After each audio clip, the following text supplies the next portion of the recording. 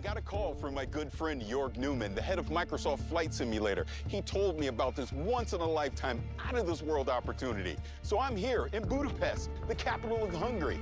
Jörg, he's around here somewhere. Let's go find him. Jörg! Hey, Paris. It's great to see you. Yeah, great to see you. Thanks for coming to Budapest. Of course. What am I doing here? I'll tell you on the way. We have a boat to catch. A boat? Yep. We don't have a plane? Nope. Come on, Paris.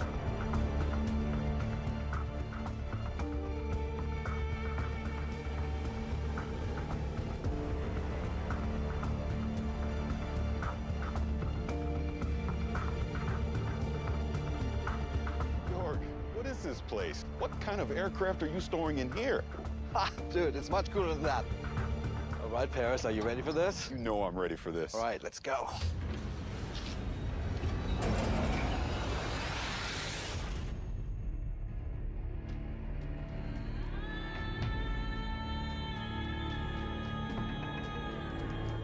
Welcome to the world of Dune. This is incredible. Come on, I want you to meet someone. Hey, how's it going? How are you, man? It's good to see you. Good to see you.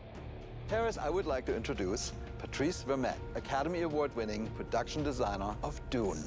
It is very nice to meet you. I'm a huge fan of Dune. Now, Patrice, can you tell me, what is this place? Well, this is the warehouse where we actually keep most of the props and the set deck elements that we used on Dune Part 1 and Part 2. Now, Jörg, how did all this get started?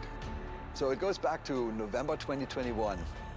Dune had just hit the movie theaters worldwide, and we got a call from Legendary, and they had the idea that we bring an ornithopter into Microsoft Flight Simulator. And me being a lifelong science fiction reader and fan, a big, huge fan of the Frank Herbert books, how could I say no?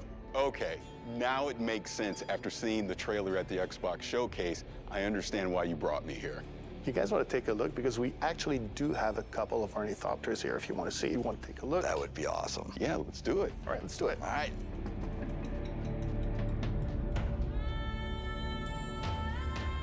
Look at this.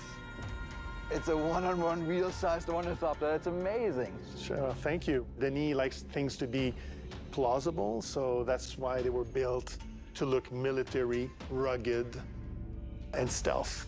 Now, here's the most important question. Were they built to fly? Funny you mentioned, because I've been asked that question on a couple of occasions. No, they don't fly. They are heavy. They're 11 tons.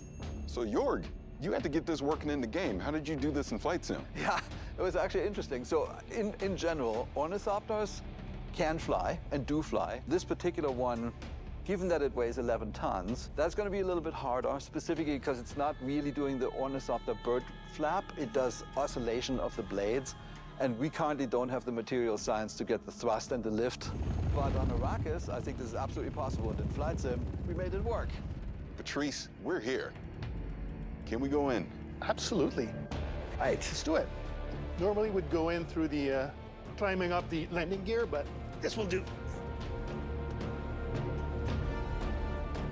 Yeah, so what's cool about this, Paris, is that all those buttons are actually realistically hooked up to the system. Master engine switch, what you're doing there above those, the red, are basically all the lights. And as you notice, it's all analog because in the world of Dune, there's no thinking machines. Thinking machines have been illegal for 10,000 years. Yeah, that was actually fascinating when we implemented it. Because it's a science fiction, we thought, oh, it's glass cockpits, everything's going to be computerized. Like, none of it is. This is a very practical helicopter, almost like from the 1960s. So, Jörg, in the first movie, the Thopter was able to do a lot of cool moves and maneuvers. You're going to be able to reproduce that in Flight Sim? Oh, yeah, totally. I mean, the really cool design that you guys came up with is each blade is independently controlled. So each blade has its own lift and thrust.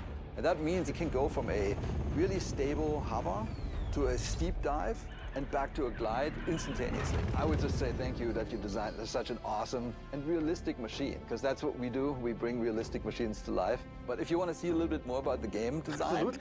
I have something for you. Absolutely, I'd love to see.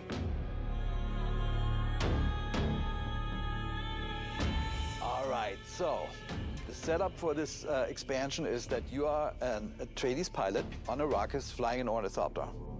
Here is what we built. We basically built this section of Arrakis. Here's the capital city of Arkin. Here's the botanical garden, we have that as well.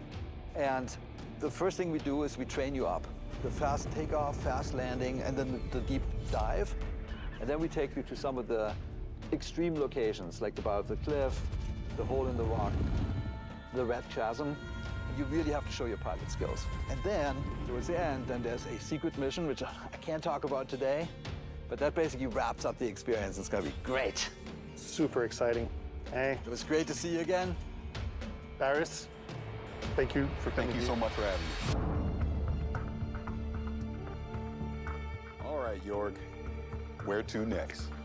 Well, I don't know what they eat on Arrakis, but this is Budapest, and I hear they have excellent goulash. I know a place. Let's go.